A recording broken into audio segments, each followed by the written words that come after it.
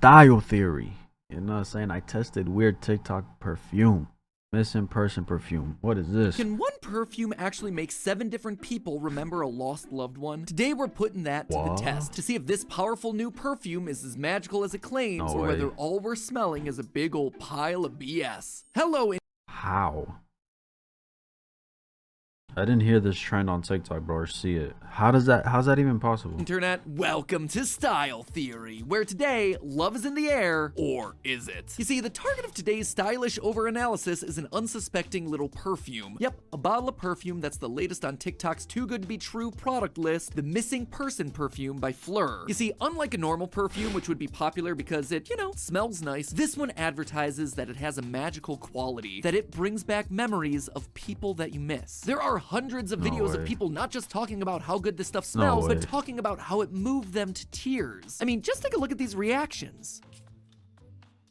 Well, it smells like a person that you love and you miss. Oh my god, I'm gonna cry. Why is this making me emotional? You know when you're cuddling with someone that you really love, and you're like nuzzled up in their chest and you look up at them? It smells like that. Those are some pretty powerful testimonials. This must be some sort of super perfume. Nah. That said, there are also testimonials that are happening on TikTok. Now, I'm not trying to say that you shouldn't believe everything you see online because people are just over-exaggerating for the views, but yeah, I'm kind of definitely saying that people over-exaggerate their reactions online for the views. Seeing these videos as a logical person, it's hard to imagine. Gotta be natural with it, you feel me? Imagine that a perfume can literally evoke tears in seconds after sniffing, let alone remind multiple different people of multiple different special someones that they loved this much, right? But apparently that's what Fleur's Missing Person perfume claims to do. As its website states, it's, quote, a delicate yet addictive fragrance that evokes the lingering scent of your lover's skin. And its description on Sephora goes one more, saying, quote, wait, I want to read it. Brought to life by comforting accords of white musk, enhanced by sheer floral nuances of jasmine and glowing orange blossom, infused with a light trail of soft, transparent woods. Missing Person is pure, provocative, and undeniably familiar. What? How, bro? The lingering scent of your lover's skin. And its description on Sephora goes one more, saying, quote, if nude were a perfume, then this would be it. Let's just say that the smell of nude to me is not something you want to advertise. Oh, this is the smell of nude. The smell of nude for me is the smell of I need to go into the shower. Some of us just have different connotations around the word nude. What do y'all think about that? The smell of nude. I deadass think of like skin to skin, somebody that you're affectionate with type shit. That's what I think. For me is the smell of I need to go into the shower. Some of us just have different connotations around the word nude, all right? All joking aside, though, obviously there are lots of questions here. Like, when they say I'm supposed to be reminded of someone I love, does this mean that me, someone who's been married for over a decade, would smell, what? My wife, Stephanie? The person that I'm already living with on a daily basis? Or is it like a perfume that makes me think of someone I dated before that? Because spoiler alert, I only really dated 4 girls in my life, and 2 of them were in elementary school. Some tells me I'm not gonna be reminded of my 10-year-old crush Rachel in our romantic juice box rendezvous on the school playground. In short, I just don't buy this thing. Perfume is just one of those things that seems to promise a lot in their commercials. Romantic trysts involving chess, jumping off dangerous piers and then not being able to swim, wearing billowy dresses in all the wrong places. And each and every time, the scents don't deliver. But hey, I've been surprised by these episodes in the past, so I'm gonna try it. You got me, TikTok. I ordered your perfume, even though its name only reminds me of reruns of Law & Order airing on TBS. Today, I'm gonna be putting your missing person to the test. And you can be sure that these are unbiased opinions, cause let's be honest, I don't have myself an expert track record when it comes to scents. Tell you what this is reminding me of. It used to be my thing when I was a kid, when I would go to the mall with my family all the time. Maybe you don't remember this, but back in the day, they used to try and hand away like little cards, little white cards that had the different smells attached to it. They try to sell it to you. You could smell all the different perfumes and be like, ooh, that's good. I called them the stinky cards. And so I would just go around collecting the stinky cards. So today, let's sniff some stinky cards and get to reminiscing. Okay, so right off the bat, the box tells you what mix of scents we should be experiencing. The different notes. So these are the notes that I'm supposed to experience. The top note, the heart note, and the base. I'm assuming what? Top is what I smell first. Heart is like a couple minutes in, and then base is like what everything's built off of. Tell me if I'm right, me after the fact. Right you are, me. Perfume scents change and develop after their first spray. The first to hit your nose are the top notes. These typically fade within the first 5 to 15 minutes after use. Heart notes are the next and make up the core of the perfume experience, around 70% of the full scent. They're also built to last much longer, starting to appear after 20 minutes and lingering for anywhere between 1 to 4. Yo, y'all think this is like a what's the word? Like a psychological thing. You know what I'm saying? Like they sell it, but they know that with all these mixes and their ingredients and shit, it's bound to like, you know what I'm saying? Kind of like trick you in a way. Hours. Finally, you have yourself the base notes, which only start to come out after about 30 minutes and last for up to 6 hours. Now, because all of the reactions online show an immediate response, just spritz and cry, that tells me that people are only getting the feels when experiencing those top 2 levels, the top and heart set of notes. So then, what are those scents and why are they so triggering? All right, so the top note here is skin musk. Not to be confused with their brother Elon. Bergamot, nectar, and sheer jasmine. Heart, fresh cyclamen.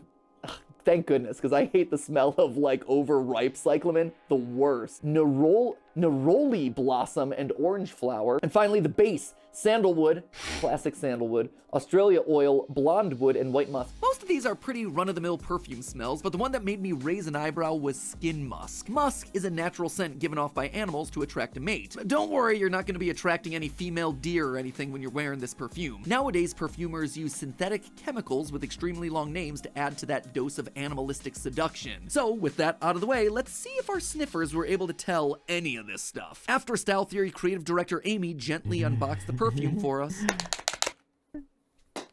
Yeah, get rid of that shit. she inhaled that sweet aroma and gave us her first emotional reaction. Too strong.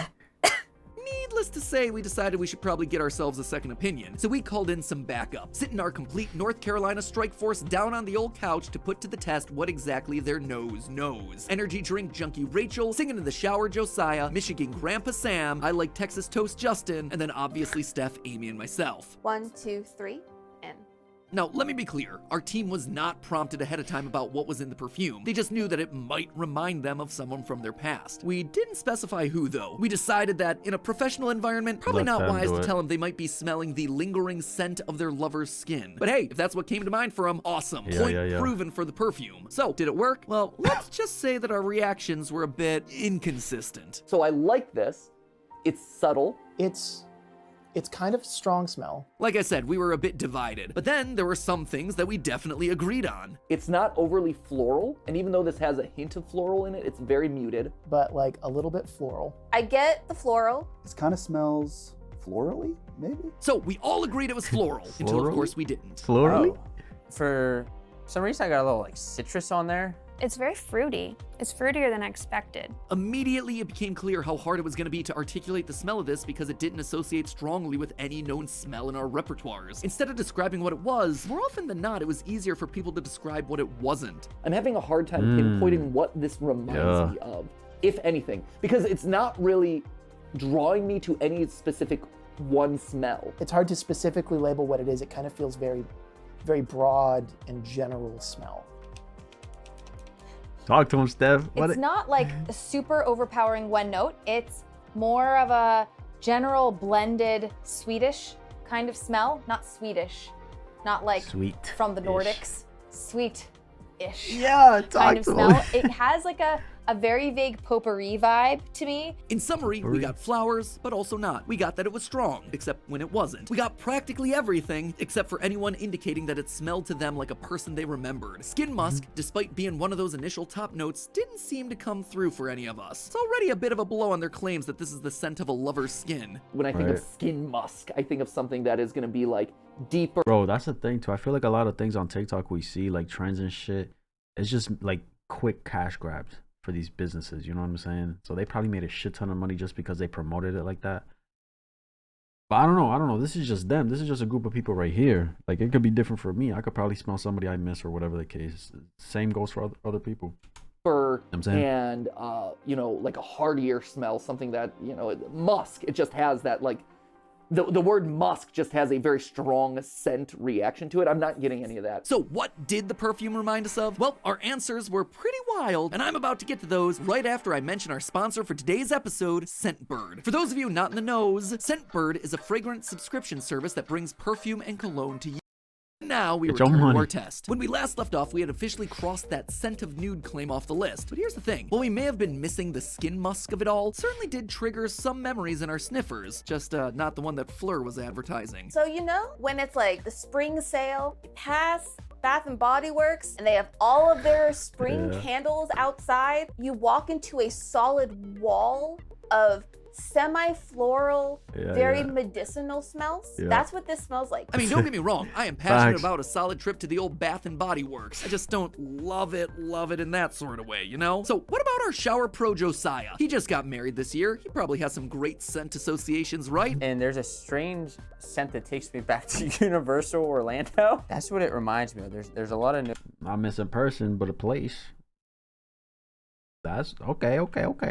scent that takes me back to Universal Orlando. That's what it Okay. reminds me of. There's a lot of notes of citrus. There weren't a lot of people in my life, I think, that wore perfume. I think the only person who really wore like perfumes was my sister, but this doesn't really smell like her, I think. Okay, so we got 1 vote for Universal Orlando and 1 vote for not sister. That's when things started to skew a bit older. Oh yeah, the first person that this makes me think of is definitely my grandmother. She didn't even, I don't think necessarily wear perfume, but she had a whole bunch of perfumes in her room. The grandkids would go in there and we'd like spray a bunch of them. And I think like the median smell that came out of all of those grandma perfumes being sprayed together that? was basically this scent. Suddenly the theme of grandma's house started to come on strong, real strong. If I had to associate it most with an archetype, it would probably be like a mom or a grandma. To be frank, it's like an old lady smell. It reminds me of old lady. I am getting a little grandma. It's very fruity. My grandma is a Chanel No. 5 woman. And so I think it's similar to that in the profile, but it is a little bit different. So it's not exactly what my grandma wears. I do like it though, it smells good. So across the board, our team did report that this perfume took him back, just not to where it was advertised, unless everyone's secret lover is actually their grandma. See, that's like if when I first when he was first talking about it, I'm like, okay, this is probably gonna be like a grandma, grandparent or something. That was the first thing that came to my mind, bro, and I never smelled this shit. But you gotta think too, the ingredients. Maybe they put like all these ingredients together, but also looking at other brands and companies who have their perfume and shit.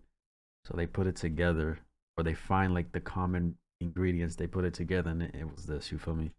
I mean, I know our team has some niche interests, but that was not one that I saw coming. Now, the premise of smell activating memories is a very real thing. Our ability to do this is a special kind of human superpower known as the Proust effect, named after Marcel Proust, who wasn't a scientist, but rather a novelist. He wrote a book called Swan's Way, where the protagonist describes eating a madeleine, a bland little French cookie, and dipping it in his tea. And the smell and taste of that cookie brings back, quote, a flood of memories. No joke, this is actually one of Steph's favorite books, because she is a literature snob. And whenever we eat or smell something random that makes us feel nostalgic, we always say, ah, it's like Proust's Madeleine, a flood of memories. It is a whole nerdy thing between the two of us, so welcome to the lame memes that make our relationship go. Literally the most obscure inside jokes that you can imagine. Anyway, there's a real science behind the idea of smell triggering memories. While we're still working to fully understand the connection, research about scent and memory shows that when a scent enters your nose, the neurons that make up your nose's receptor cells sends a signal to the brain's scent station known as the olfactory bulb. The olfactory bulb's connected to the amygdala and the hippocampus, which, if they sound important, well, that's because they are. Those are both special areas of your brain. The amygdala for emotional processing and the hippocampus for memory, including long-term memory. MRI scans show that when the olfactory bulb is triggered, the amygdala and hippocampal areas of the brain light up even more than when people are shown visual images, meaning that memories of smell are stronger than memories of the things that you see. And that remains to be the case even years after you've smelled something. So while missing person may not be able to make people think of their ex, it can still trigger plenty of memories. And the memory that most of the team was triggered by actually ended up making a lot of sense. If you remember back to Rachel's observation from a minute ago, I am getting a little grandma. My grandma is a Chanel No. 5 woman, and so I think it's similar to that in the profile. she's pretty astute. As it turns out, our team's grandparents are all within about a decade of each other based on age. And based on the demographics, a lot of them would have been shopping for perfumes at similar times in their lives, picking their signature scents between the late 50s and early 70s. During that time, perfumes like Chanel No. 5, Chantilly by Houbigant, and Shalimar by Guerlain were some of the most popular scents on the market. And wouldn't you know it, they all contain some very familiar notes. Jasmine, citrus, bergamot, and Yes. even neroli. Damn, that's actually smart for missing person. Their brand, their perfume, bro. That's smart as fuck, bro. That's crazy. Just like the top and heart notes Fleur. of Missing Person. And weirdly, this might be more related to how the scent was created than we realized. Chriselle Lim, one of 45 Missing rollerball. Person. And weirdly, Man, who got this? Want to ship it to me so I can smell it? I ain't copping this shit. This might be more related to how the scent was created than we realized. Chriselle Lim, one of the minds behind this product, said, quote, "I was going through a very difficult period in my life and navigating a divorce when I started working on Missing Person. I felt lonely and wanted to bottle something that would smell familiar, taking me back to a time that I felt secure." It's an interesting quote. I would say that she actually achieved that for a lot of the people who smell the scent over here. I mean, shout out to her, bro. What's more You safe know and what I'm saying? comfortable? She turned that pain into passion. You feel me? Come on, bro. Come on, man. Pain into passion. Pain into whatever you got going on, bro. Than being a kid in your Turn grandma's it into a house. good My grandma thing. didn't really wear perfume, so it didn't bring up those memories for me specifically, but I was also one of the people on the team who didn't have that grandma vibe, so I guess it checks out. That said, something else started to happen when I sat around with this perfume for a while. So this scent is supposed to remind me of someone or a lost lover or someone from my past? No. And here's the thing now, as I think about like, oh, the people in my life and does it remind me of them? I'm like, oh, did that person wear something like that one time? The answer is no, but my mind is trying to concoct memories. Like it's trying to, yeah. I see what he's saying. It's trying to like kind of in a way force something into his brain, into his memories for him to say, oh, wait a minute, I cooked something up. It's this, you feel me? One time. Yeah. The answer is no, but my mind is trying to concoct memories. Like it's falsely created memories of like, oh yeah, maybe they wore that thing that one time way back, but this wasn't that scent. It's tricking me, playing with my mind. And that right there is the big twist of this whole marketing campaign. Missing Person's entire brand is built around a tactic known as placebo marketing, where the setup of our... That's the fucking word. I didn't want to say placebo because to me, before he said it, placebo was like fake. You know what I mean? It kind of is fake. You know what I'm saying? Like in the way, a distraction type shit. And this whole time I was thinking it's probably like a placebo type of thing, bro. You feel me? Like he said, it's trying to like create these things that wasn't really there, or you know what I'm saying? He's trying to connect the dots just because of the fact that this thing it's marketing to supposed to do it. You feel me? It's supposed to make you think or remind you of somebody. Placebo marketing, yes. Missing Person's entire brand is built around a tactic known as placebo marketing, where the setup of our expectations shape how we actually interact with a product. If we're told that this perfume is gonna smell like someone that we love and miss, our brains are gonna start to convince us that that's what's happening, whether it's true or not. That means that our TikTokers, well, yeah, they might have just been playing it up. They might have also just been falling prey to their brain's own ability to convince them that they really did miss someone when they smelled the perfume. That's actually a fire video idea, bro. Me copping this and having like my friends and people tell them to smell it, to like ask them what it reminds them of, and then actually tell them what it's supposed to do, the placebo marketing, whatever, and then just to see if they'll cook some shit up in their head. Examples of placebo marketing can be seen everywhere, That's from smart. medicine to soap. One common place that placebo marketing comes into play is wine. A really common experiment is to pour people 2 glasses of wine and tell them that one costs $10 a bottle and the other costs $100. People will tend to imagine that whichever wine you say is more expensive tastes better because their brain is telling them that the more expensive one must be the tastier one. Another example is Dove, who did an experiment with a fake product called a beauty patch, all meant to help improve women's self-image and confidence. The patch itself was just a placebo. It had no actual medical use. Over the course of the experiment, though, the women felt more confident and more beautiful. And it was all... That's good. See, it's a placebo, but that's a good thing. Maybe now after them doing that, they remove and it's like, I'm a bad bitch. Let's say I'm the shit. I'm really that guy, that person. You feel me? Because their brain believed it. They used the experiment for good, to show that looking good and feeling good are mostly all in your head. But regardless of the intention, it's all about using our brain's own functioning against us. And Missing Person is no different. So is Missing Person worth the hype? No, not really. Will I be wearing it? Probably not. I don't really want people smelling me and thinking of their grandma. Though I will... Like I said, TikTok is like for some, for most, is like a quick money grab thing. So it's like, not everybody's gonna like cop this shit. You know what I'm saying? And if they did, it's like, oh, just a one-time thing. I'll say, thinking of Universal Orlando, smelling like stale popcorn or something, that might be okay. And even though it works as a TikTok trend, the fact that you're wearing perfume designed to make people think of someone who's not you probably doesn't bode well for the long-term life of the product. Well, the smell was fine, and there's nothing wrong with someone buying it and wearing it. If you're looking to conjure up memories of your long-lost lover, you might want to try something else, like stalking them on Facebook. But hey, that's just a theory. Seriously though, don't actually stalk people on Facebook. A style theory. Don't fucking do that. Oh shit. I ain't gonna lie, shout out to what's her name? Christina. Let me see. I think that was her name, Christina. Yeah, right here. Cressel Lim. Shout out to her, bro. This is a fire product for real. You know what I'm saying? I can only imagine. I don't know why, but my first idea was the bottle ominously labeled missing person would smell like deek. Honestly, Style Theory has to be the most unique and creative of the theory channels. It's secretly the love potion from Shrek to Fly in the Test. The TikTokers put it on their wrists, put it in a card. The chemistry between your body and the perfume is a key factor. True. Missing person perfume sounds like something a serial kidnap murderer would make. Hey yo, missing person perfume makes it sound like it's made of someone who, okay, yeah, y'all going crazy, man. That shit, y'all going too deep into the, you feel me? Shit. I don't know what you guys thought. That's my reaction. If you enjoyed this video, like, subscribe if you haven't, and I'm out.